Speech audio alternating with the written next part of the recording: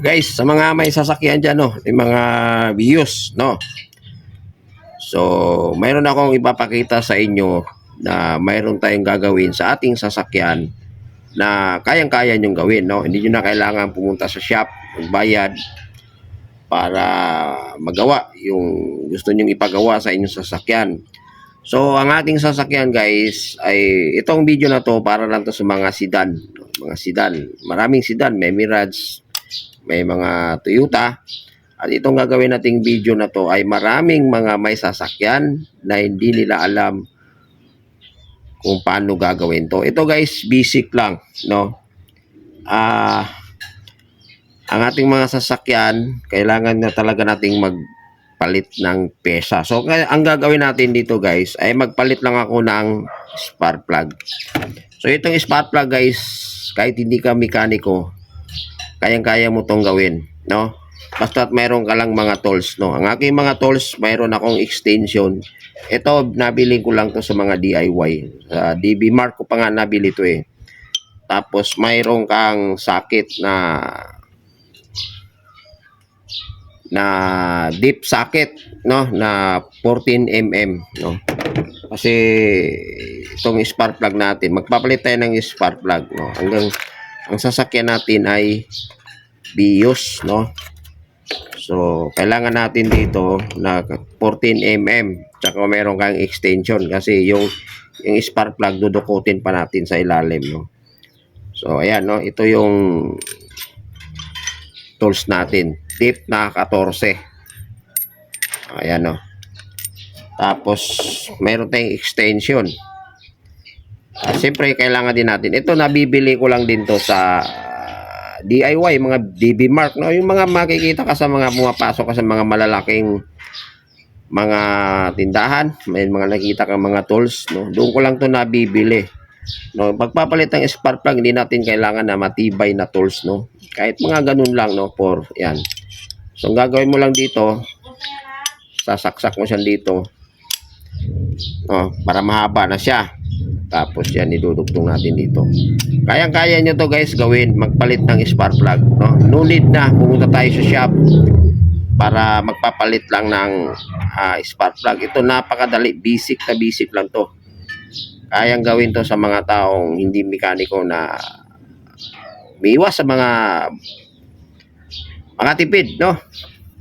Sa gastusin. Kasi pag mayroong kang sasakyan, nako, katakot-takot na maintenance, no, ang magagastos mo pag mayroon kang sasakyan. So kailangan maingat tayo sa ating sasakyan kasi pag once na babaya tayo, pag nanghingi ng maintenance yan, no, pinakamaliit na yung 1,000, ano pa lang yun, no, di pa kasama yung labor, no. So pagpalit tayo papakita ko sa inyo kung paano magpalit ng spark plug. So ang gagawin natin guys, tanggalin natin yung takip, no? Tanggalin natin yung takip. Ayan. Ito guys, ito yung spark plug natin, yung 4. Ito yung 4, no? Kaya kaya ko palitan ng spark plug kasi nalinisan na natin tong throttle, no? Nalinisan na natin yan kahapon. Ngayon, kasi napansin natin sa ating makina medyo mapalya-palya. Tapos nagpalit na rin tayo ng panibagong oil, air filter. Ngayon, para makasiguro tayo na hindi talaga maalis yung palya ng makina, yung magpalit tayo ng spark plug. So, ang gagawin lang natin dito guys, napakadali lang, no? Tanggalin lang natin tong mga wire na nakakonek sa spark plug. 4 yan, 1, 2, 3, 4, no? Tanggalin lang natin to. Ayan. Siyempre, pag tinanggal mo to, kailangan tandaan mo rin, no? Baka mamaya, pag nagkabalik-baliktad, pag ikabit mo yung wire. So, tanggalin mo to siya guys, no? Madali na tanggalin to guys. Pumunta sa mga shop, sa mga auto shop, no? Kayang-kaya mo tong gawin kahit nasa bahay ka lang. Tapos, kailangan mo ng numero 10mm para matanggal mo tong 4. Kasi ito yung lock niya eh.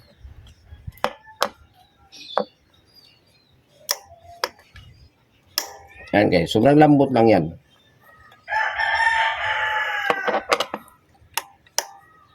Ayan.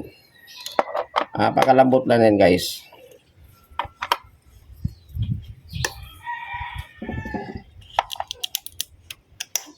Ayan no. So tanggalin natin to. Sa mga tornilyo guys no, mga isasuggest ko sa inyo, iwasan yung maglagay ng kung saan-saan no, saan ito mga tornilyo na to. Iwasan yung ilagay ito kung saan-saan dito sa parte ng makina. No, baka kasi mawala, hindi mo alam kung saan mo makikita, no. So ilagay mo siya dito. Huwag sa ibabaw ng makina, iwasan nyo yan no. Sa mga mekaniko, yan ang iniiwasan nila no. Hanggat maaari, mayroon yan silang mga lagayan. Napakadali lang to guys no. Kung kumpleto ka sa gamit, wala pa sa 30 minutes to. Tapos mo na to. Madali lang to. Ayan. So hugutin mo lang to guys. Mahaba yan siya. See, napakahaba niyan. Hugutin mo lahat yan. Siyempre, tandaan mo rin yung mga hinuhugot mo. Kung saan mo siya kinuha, doon mo rin siya ibabalik. Napakalambot na yan guys oh.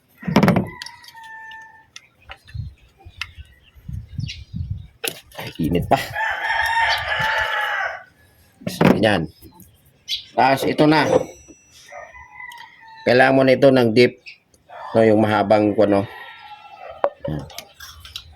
Tapos ikutin mo lang siya guys.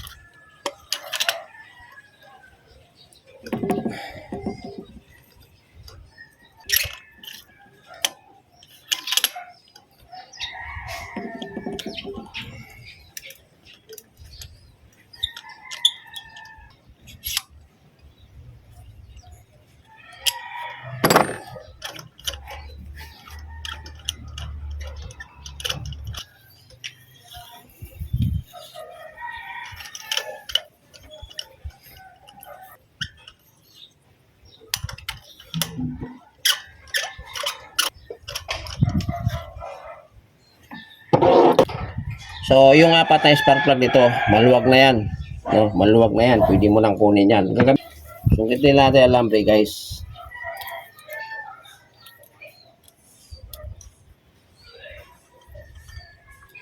Ayan, para madukot natin. As you can see, guys, no? Yan, no? Pag ganyan na yung kulang ano ng spark plug natin, mahina na mag-ano ng kuryente yan. Kung kailangan na palitan ng bago.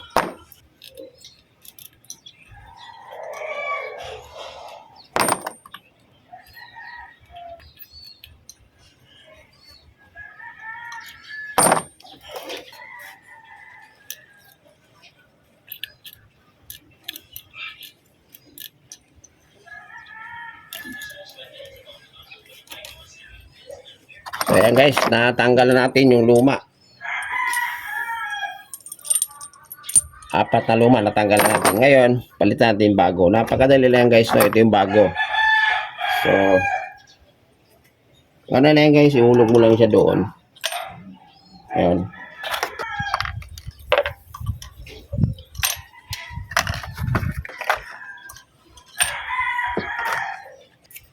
Ihulog mo lang siya. Tapos, sigpitan mo na guys. Ano lang guys, no? Oh, see? Napakadali lang, no? Oh. Hindi. Napakadali lang magpalit ng spark plug ng ating mga sasakyan. No? No need. Hindi mo na kailangan pumunta sa mga shop. Kayang-kaya mo lang gawin yan. Napakadali lang. Ano lang guys, oh. Importante lang mayroon kang deep, no? Tapos extension mahaba para madukot mo yung spark plug sa loob.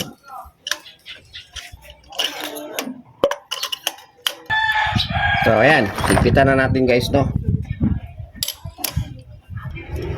Higpitan na natin.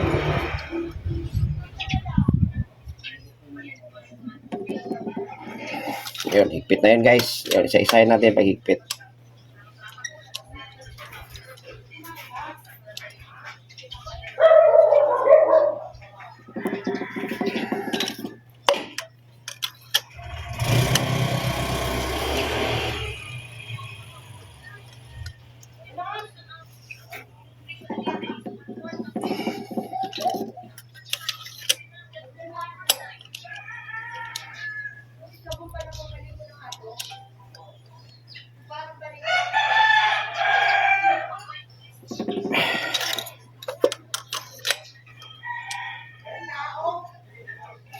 So ayan, higpit na yung apat guys, no. Ngayon, gagawin natin dyan, babalik natin yung tinanggal natin. Ito, babalik natin dito.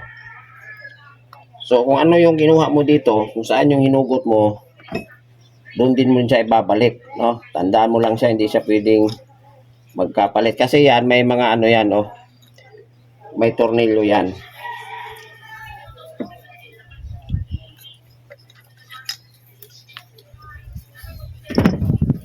Ganun lang guys, no, napakadali lang magpalit ng spark plug.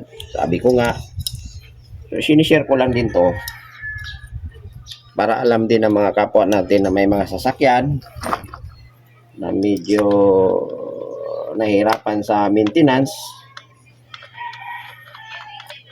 or malayo sa mga auto shop. So pwede nang kayo ang gagawa nito, magpalit ng spark plug.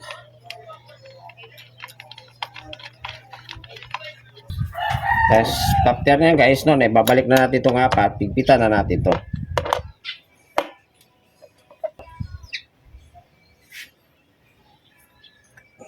Isa,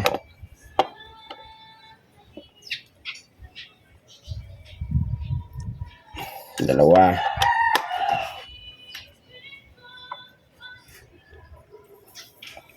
tatlo,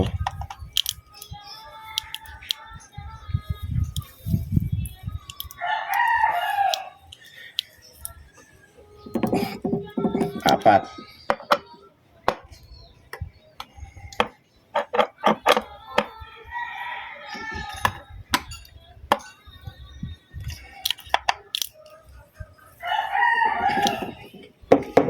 Tapos babalik na natin to kung ano, saan dito natin natanggal, babalik natin to.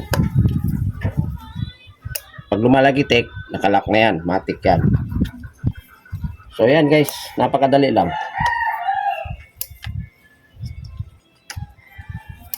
Ayan, pause na. Balik natin itong takip guys.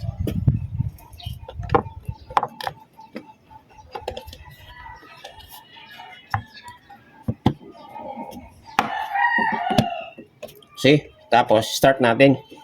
Kung i-start na siya.